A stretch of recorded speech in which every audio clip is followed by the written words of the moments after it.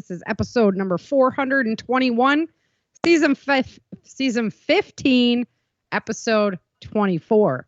Hey, Chin, what's up? Hey, chin's up, y'all. Man, happy to have you here today, but you're just not the star of the show today. Today we have Butch on the show from Hope for Survival, and I'm just so excited to pick your brain today. Butch, thanks for coming on the show. Why don't you go ahead and introduce yourself, and then we'll just jump right into it because there's a lot I want to discuss with you today. Hey, Miss Sarah, Mr. Chin, thank you all for the invite. Good to be back with you again. Thanks for the opportunity. And I'm Butch from Hope for Survival. And we are a group who primarily focuses on the key elements of preparedness and building individual, family, and community self-reliance. That's kind of where our main focus is at, and teaching skills to help oftentimes folks who are forgotten, the retired class and the folks across the street and the folks next door, and just helping them get prepared, learning how to prepare, building self-confidence and a self-reliant insurance policy. Love that. It's like that is the backbone of our country, which we need to not forget. Of people and Hope for Survival. They're awesome people. Well, thank you. I appreciate that. They are they're unique. They are that indeed. Ladies and men as well.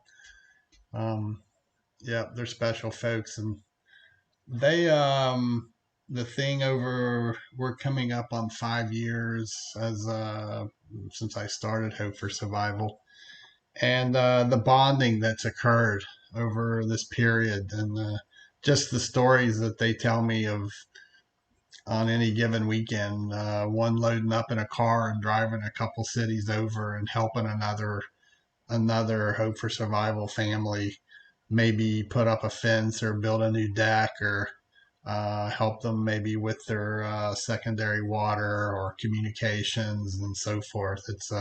It's awesome, and that's what it's about. That is so cool. For sure. Yeah, you've allowed me to join in the group, and you could see it. It's not just a digital environment. You guys actually get together and help each other out. It's a pretty special group. Yeah, we do try to do. We typically in a normal year we have tried to do at least 2 in-person rallies per year, one in the spring and one in the fall. And oftentimes, if I'm going to be in Kentucky or Alabama or North Carolina, wherever South Carolina, I take time out to go do dinner with the folks who are with Hope for Survival in that area. I was say you're going for the food, because I always see the comments. Yeah, I am all about. I'm all about the biscuits and gravy, man. So I want to give you an extra thank you as well, not only for all the work that you do with Hope for Survival, but you're also Commander Gray in the Changing Earth audio drama. And I just have to say thank you for doing that. I know it's, for everything that you do, and to take time to do that, I feel really, really honored. And honestly, his character is kind of an intellectual guy. And I needed somebody, that could really, really pull off who knew what I was talking about when I was writing his script. So, appreciate all the work you do there. And if you guys recognize his voice, that's probably why. Well, thank you. But, as I've told you in email traffic, we're all in this together. Ever what we all can do, all of us who are out there trying to better the mindset, teach or share or just help people, and we're all across the United States in different areas on different platforms, but the more we can help now, hopefully whenever there's any kind of a disaster or any kind of event, we can feel some level of comfort because we've helped people. Amen. That's what it's all about. Everybody's like, don't you Aren't you worried that people know you're like this preparedness person? Aren't you worried about that? And no, it's always been about the more people I can help, then we have prepared people, then we have prepared communities, then we don't have chaos when things happen. We know how to pivot and go to plan B. Yeah, that's it. So I've been my husband was like, "Hey, I was watching your video the other day. I know his voice." I was like, "Well, he plays Commander Gray, you know, but so we're watching some of the videos that you've been doing lately, and some big warning flags in my book as far as the difference between this conflict and prior stuff that we might have set back and be like, oh yeah, we're going back to the Middle East again, you know. And so I just wanted to walk through before we get into what we can do personally and for our community, but like some of your biggest concerns, because you're pulling from a background. You can talk a little bit to your background in terrorism and whatnot, but you're pulling from a whole different background than many of us have the relevance to pull from. So I just wanted to pick your brain on like, what are your 3 biggest concerns right now that we should really, really be attentive to? Well, of course, anytime we as a nation send our military forward, I have concerns. Having worn the uniform for 20 years and now being a bit older and seeing the world a little bit different than when I was in uniform. Um, you know, they're volunteers and they're doing what they were trained to do, and God bless them. But you still Yes, worry sir. about them, and you question if it's the right conflict that they are going into. But I personally, I see this conflict between with Israel and in the Middle East. I see it a little bit differently in that in any kind of event, I always look at cause and effect. What is the cause and how's it going to affect me and my community? Right. Right. I look at global, national, and local events. Right. And I see the event there, and knowing all the shortages that our military has right now, and if they're in a prolonged conflict, how is that going to impact the home front? And will our government start drawing resources that's then going to impact us nationally and impact our local level? The first one, of course, is oil, and we have to have fuel. We all need fuel, affordable fuel, um, but more so for the trucks to keep rolling, you know. And this, we use a just-in-time supply system Right. of, Yes. of supplying our gas and our stores and pharmaceuticals for 3 days. And so if the diesel hits $7 and $8 and the trucks can't move, we may have big problems in the cities, but the smaller rural areas are not going to see these trucks moving in to bring supplies. And the second part of that is, you know, the FBI came out. They came out one day and said they didn't see any credible threat, and they came out the next day warning us that there's terror cells all around America. If the conflict in the Middle East escalates and goes more violent, which is what war is about, but if those terror cells start popping up around the United States, now we're going to have another problem. Okay. And part of my concern with that is I personally believe over the years that most Americans they've grown soft, and they see things on TV and it's over there, it's not here. But when it comes here, in most cases, using 911 as an example, everyone was glued to the TV and they were waiting on our government to come out and tell them, here's what it is and here's why we're going to handle it.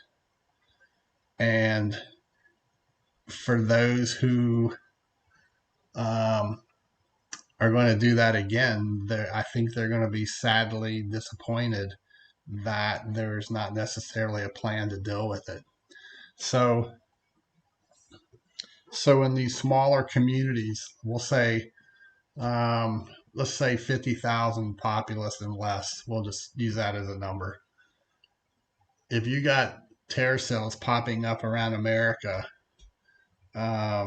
committing acts of violence against people, those small communities that have 3 day supply in their grocery store, when you have citizens fleeing these cities, your 3 day supply has basically gone down to a couple hours because you're going to have locals binge buying, and you're going to have the people fleeing cities buying up what's left.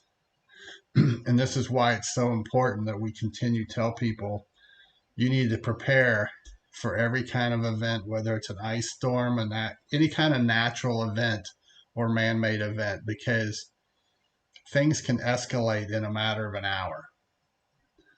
And you do not want to go out like at the beginning of when COVID happened. You do not want to go out and be competing with 90% of the population for a 6-pack of toilet paper.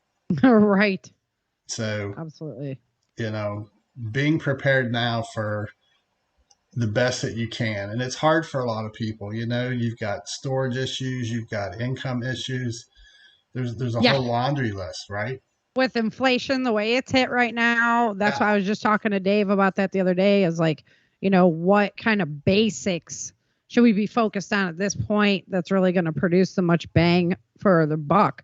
So I'm going to kind of ask you the same question, like on a personal level, what should we absolutely have in place right now? And if it's not in place right now, get it in line before it's ASAP.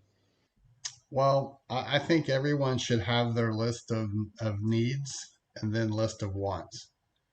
Mm-hmm. What do you need to survive? And I'm suggesting to people at a very, very minimum 6 months. And if you can take it out to a year, I would even go to a year.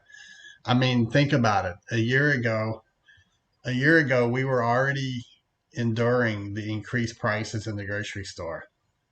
Yeah. And because we started preparing years ago, we've been able to offset a lot of these higher prices by shopping in our own home store. That's what my wife. Yeah, that's true. So we're not paying these outlandish prices that the grocery stores are asking for things. We buy our meat from local farmers, and we go about it. We try to go about it that way, and also encourage other people to go that route. And if you do have to go buy from family-owned businesses. Try to do everything you can to help the local farmers, the local stores, the local, the vegetable stands and things like that. But we being Hope for Survival, a couple years ago, we created a 32-page checklist. And in that checklist, we have it broken into areas of food, fuels, heat, finances, gardening. And then we have one area on there that is, if you wake up tomorrow and everything's crashing, it's a list of suggestions of everything you should consider looking at if you only have that day to go by, if you have the finances to do it. Like extra tires, extra fuel. Oh, yep. Right. Batteries, all size batteries, car batteries, gardening tools that don't require any kind of power or fuel.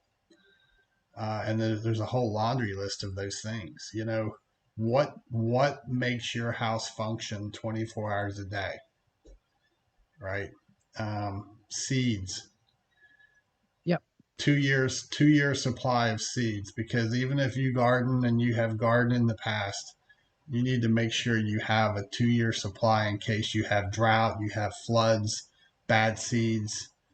You do not want to go into spring depending on your seeds and have a bad year and be out of food. Absolutely. Okay. So definitely gonna can I like link them over to that 32-page checklist? I have to email it to you, Okay. but I will send it to. I don't know if Chin has it or not, but um, I've looked at it. I haven't. yeah, I don't have it posted out anywhere.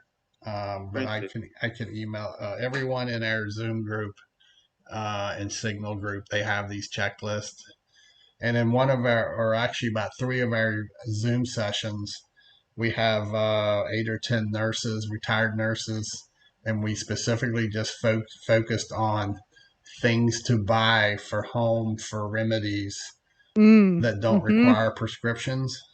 Sweet. Yeah. So that was a really good list of value. Breaking down beans and what type beans, recipes, things like that. Because there's so many people in our country that if it's not in a box with instructions and you use a microwave, Yeah, they're gonna starve. I know. You know? I'm like, If forget it, like, oh, we just drink any water. Yeah. How to clean water. And that's why it's like looking at your community. You can't pick who's your neighbor, oh, and you can't have a neighborhood packed full of people who would be your druther for your community team. Right. So you work with what you got, right? And you may have individuals who have debilitations, but they have skills mentally, Mm-hmm. right? You need to find a way to put all these resources together um, to work. That's funny. I was talking to my mom about that today because she was like, well, I can't pick up that gun and go. And I'm like, Mom, you wouldn't have to pick up a gun. There's so many other Yeah, things that are of relevance that has the greenest thumb of us all, and yeah, to be able to do all the sewing she knows, she's being an upholsterer. And so there's just so many a vast, pantheon of other skills that she brings to the table. Let somebody else pick the gun up and go walk around, you don't even have to worry about that. So yeah, so I really believe that everybody has their value. And I mean, yeah, even if it's somebody who's, I'm sorry, but maybe not like the sharpest, stone in the pile, you still need people to do the labor items that are going to require heavy lifting and all those things. I mean, yeah. so, Making schedules, right. determining what post the person, they may be on security duty, or they may be working the garden, or they may be hunting, or they may be fishing, or they may be in the communication tent. But for a leader to be able to go to that schedule or to that person, um, Mm-hmm. and it kind of like one stop shopping, you know. Right. So I think I had it in my first book, I believe, but these documents are really really important. Like your if you do say 12-hour shifts for security or communications or whatever, is that you have this stuff in writing. I'm a firm believer, no matter if you're rural, suburban, or urban, you have to do a risk assessment. You got to determine what your threats are. How can you plan if you don't know where you're threatened? Mm-hmm. And it, as part of your vulnerability assessment, to that, but you've got to have written plans. You may have it all in your head, but if you go down sick for a week or you die, who's going to take over if everything's in your head? Absolutely. also try to do it while we have the internet is such a wonderful resource to collect data. Oh yeah, You know, yeah, holy smoke! If you were doing it without the internet, trying to do it by you know talking to people and observing yeah, situations, it'd be so much harder. yeah. And that's um, we have a lot of different forms, all the way down to samples of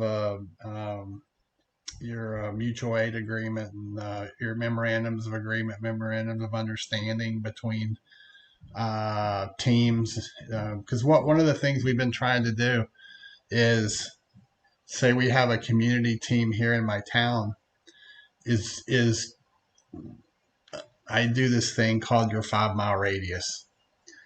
And the goal is to build security in depth.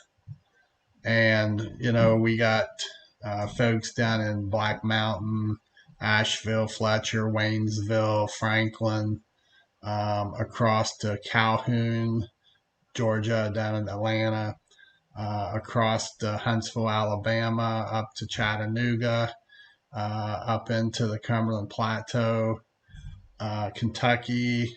Anyway, and the whole point here is to be able to communicate and get information as it flows, but also set up agreements. If I'm 15 miles from another team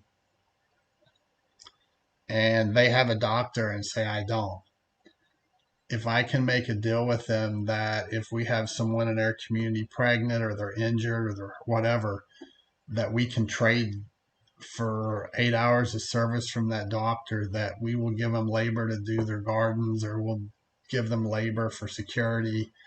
Just, it's a mutual trade-off. But if you don't know your people and you don't know what skills they have, it's very hard to pre-plan these things. And one of the things that we've been working on is taking the 5 mile radius and breaking it into quadrants. So let's say you lived in city X. We put that center of that X right on top of where you are, and then we draw basically a straight line going north and south and one going east and west. And you have 4 quadrants. And in those 4 quadrants, we build our PACE plans for communication, and they have leaders, and then at a predetermined time, you bring the leaders from those quadrants into the center area and you work together as 4 teams for direction, mutual agreement, find out who you've added, what skills you've added, and so forth. Doing route surveys, knowing what routes to transit, primary, secondary. So if in time, if you have to go to where you have markets, for folks to, say, barter and trade, you already have the routes pre-planned, and that will help you set up what kind of security are you going to need for those market areas. Because I just taught a class on this last weekend, talking about everything that you do, you need a risk assessment. You don't want to assume that your market's secure, right? And you're bringing people from all over to your market. And if you have a bad event occur there, they went your market because they're not going to come back. Yep. So there's a lot of detail to it. That is epic. That is epic. Yeah, you're well into the setup of once the event goes down. Yeah. So let me back it up just a little. Yeah. So we're Johnny Joe homemaker right now, and we're sitting at home going, how do I get like people involved? How do I make a group in my area? How do I start meeting these people? How do I even begin that? What would be your advice for them? Funny you should ask, because actually a couple hours before our get together tonight, I just taught a class virtually on finding new people and vetting. Perfect timing. Earlier today. So there's a lot of it depends on whether you're urban, suburban, or rural. It depends on your personality. Are you subdued? Are you abrasive? If you're not comfortable, maybe find a like-minded person in your home or with you they may be the one that you give the information to and let them do the communicating. But you can meet new people at neighborhood cookouts, burger barns, community gardens, barber shop, church, ham radio club, city landfill. And there's a whole list of different places, the local gun shops, the firing range, places where you're likely to find people who are doing skills. They may not necessarily be into preparedness, but they may be doing the skills that you need in preparedness, fixing things, gardening, right? Communications, security, medicinal, classes, right? In your area, first aid, things like that. Yeah. Great places to start. You don't have to approach it as, hey, I'm a prepper or I'm into preparedness and I'm building this great team, and you don't have to share any of that with them. You can start a conversation on gardening or on another one of those topics and work your way into it from there. And I think every person or situation is different. If I'm talking to a 40-year-old female versus a 70-year-old Paul Bunyan kind of guy, Mm-hmm. I'm going to approach it differently. The big thing is you can't be timid. You can't approach it as if, yep, I'm going to get shot down again. You've got to be confident and you've got to believe in what it is you're trying to sell to someone else. I love that. I'm like taking vast notes right now. Just Wait, because what? I said the show host. Yeah, I know. Like that's why I was so excited to have Butch because I'm like, oh, I'm gonna get to pick his brain tonight. So yeah, because it's just a challenge. I've tried doing like a Facebook meetup group. Yeah. Everybody didn't really jive too well. Way too many chiefs and, not enough people that were just willing to kind of sit back. Of course, myself included in that. And I would, but you have to have that respect factor among people. And so a lot of times, because in the preparedness community, people have kind of been that lone assailant, or not assailant, but that lone, a wolf basically for so long, of like where they're protecting their stuff and not sharing it and not talking about it. And so it's hard to get them to open up and be like, it's okay. That's one of the reasons why I love prepper camp, is because, it's that closed environment where people feel comfortable talking to you about it, instead of being like, I need help with this or that. They won't even do that. It's just really closed up. And I have been to like a bunch of churches around here, and none are just like tickling my fancy as far as really getting involved with the community there. And so it's just a challenge to find. I got great neighbors on one side, but the other side, like, I don't know. These people, they could be vampires. I'm seriously like they only go out at night to even get their mail. So they're kind of, I'm like, I don't know what they would do if it was a collapse scenario. I don't know these people, know.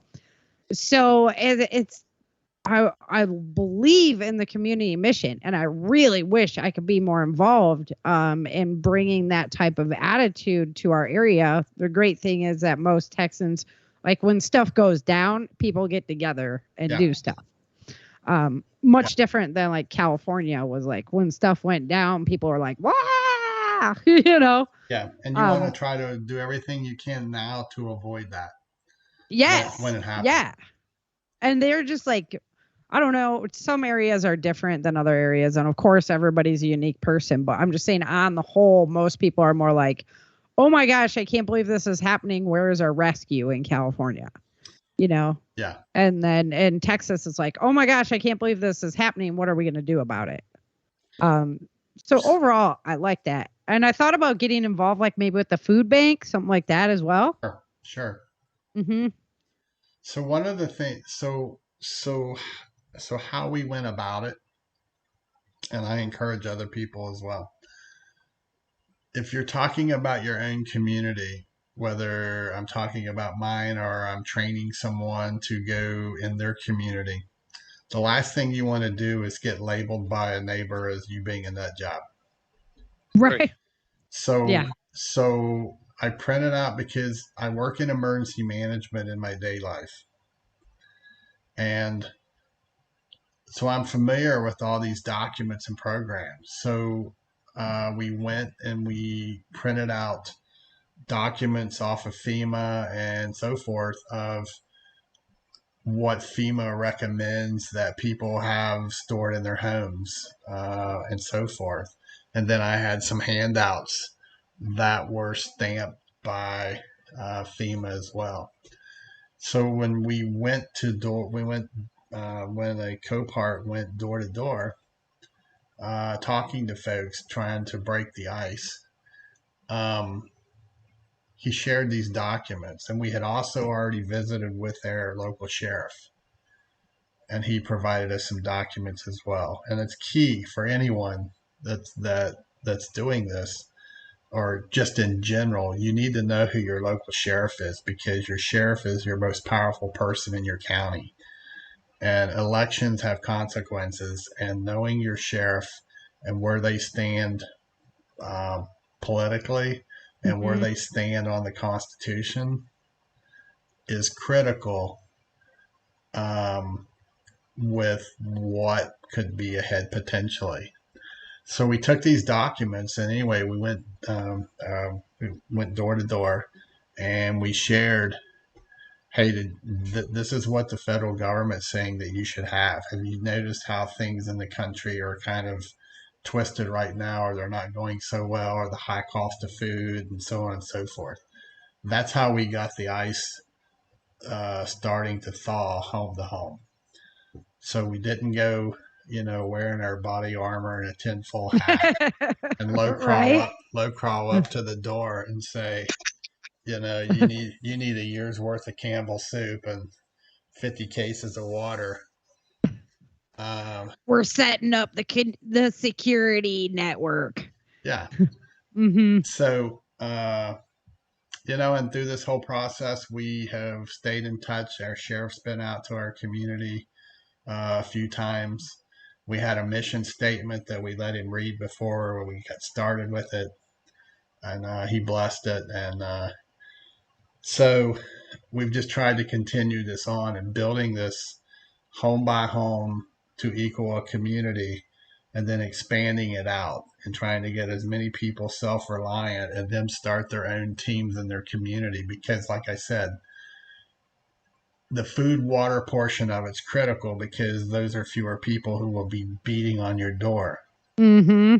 But developing that buffer outward, giving you security and depth, is also critical, right? Yep. So the further and the thing is, it's like, we're predominantly, Hope for Survival is predominantly in the southeastern United States. But we're also in communication with other groups outside of Hope for Survival, that we have mutual understandings to expand this buffer even further. Mm-hmm. Is what we're trying to do, because Sarah and Chin, we're all in this together. Amen. We're all in it together. We want the same outcome, and taking care of so much focus in prepping and preparedness ignores a large portion of our population, and that is the folks across the street and the folks next door who may be retired. Yep. They may be widows, they may have handicaps, but it's getting all of them involved, giving them a purpose, learning from them, learning skills from them, because they have skills.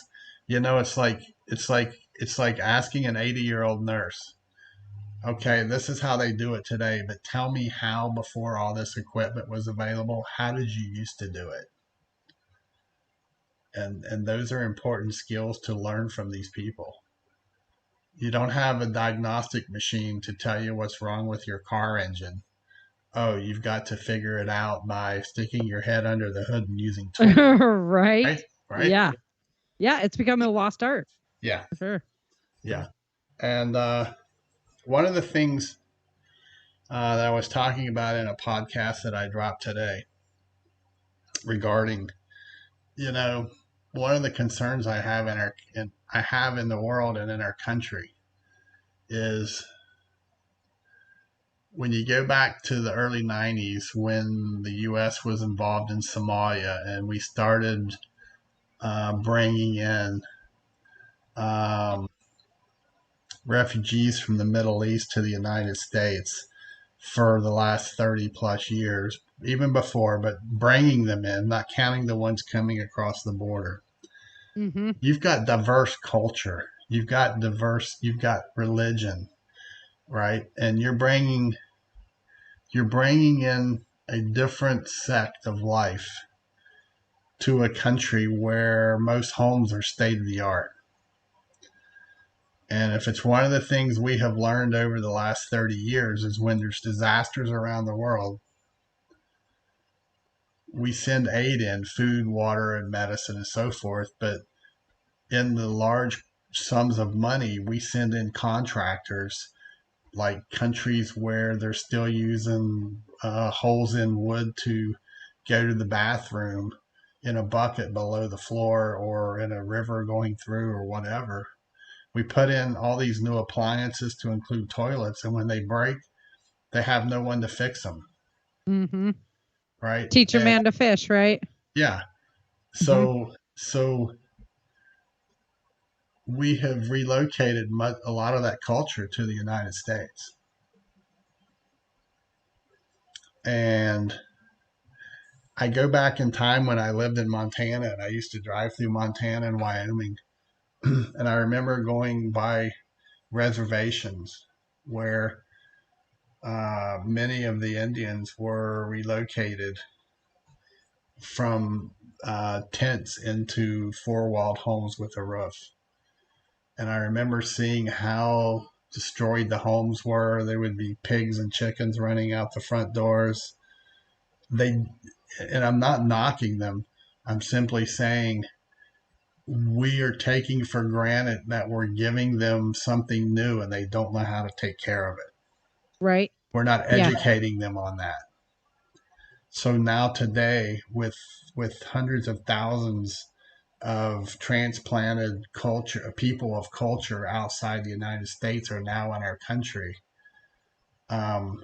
they're given the same thing that was passed to the Indians, and they don't know how to care for it, right? And they're not adapting to our lifestyle. And through the many years, you had back in the beginning of America, you had many cultures from countries, and they still had their cultures, but they adapted and they all loved America.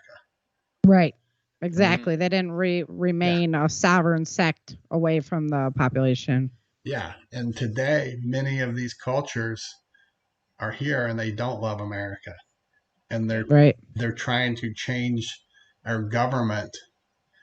Are you sure the amount of air conditioners won't change their mind? I mean, it is pretty nice. I'm just saying. Yeah. And you look what's going on right now. The United States is in the Middle East as the number one ally of Israel. And you've got hundreds of thousands of people in America who are anti-Israeli. Right. Yeah. And they're getting elected into state and they're getting elected at federal level positions. They have sects of their neighborhoods that are in Sharia law, and our law enforcement don't go into those neighborhoods. Right. Yeah, who cheered when 9/11 happened. Exactly. So, and I'm not taking a position. I'm simply saying, as an outsider looking in, this is a problem that is only going to get bigger. Right. Right. Yep. So we got to be vigilant. We got to be shoring up and be ready. And by all means too. I mean, if people, so I always like to meet people just as people off the bat. Till somebody would give me a reason not to respect them or whatever. And I think the most important thing to remember is to kind of drop our own biases and understand that so everybody has something to offer to the group if they're willing to be a part of the group. So, I agree. Right? Yeah, So, I actually witnessed a group several years ago, a great gentleman, but he tried to approach group building with the mindset that he would only allow Christians to be in his group. mm-hmm. And Now, Jesus didn't do that. You're right. Right. And I don't think you're going to be able, unless you're going to go build a new home and start your own neighborhood, you're going to run into a big problem with this in your neighborhood. Yeah. Because we have left leaning, right leaning, church going, non church going. We have young, we have older. You've got to work with what you have. Yeah, by having those preconceived conceptions, you might be cutting out a seriously valuable ally just because, you want to be judgmental over somebody and their way of life. And that's, not the best idea either. So especially not, when it, like you said, when it really comes down to it, you don't really have the ability to pick your neighbors. So, you're going to have to deal with what you got. Either way, you're going to have to be in proximity to each other and figure that out. Yeah, and you can only figure it out by spending time with them. Right. Yeah. Right. Unbiased, unprejudiced, and you know what? They may understand a culture better than you do. You may have a preconceived bias towards a culture that is not true. Right. Yes, sir. All right, Butch. Well, I'm got to get into some Changing Earth news. But I so appreciate having you on the show. I knew you were the man for the job this week, and absolutely just proven me right. So why don't you let everybody know where to find you, where to get on board with Hope for Survival, and then we'll get into some Changing Earth news. We'll let you go. Yeah. Hey, you can email me at preparedness101@protonmail.com. That's preparedness101@protonmail.com. And in the subject block, just put that you heard Miss Sarah's podcast.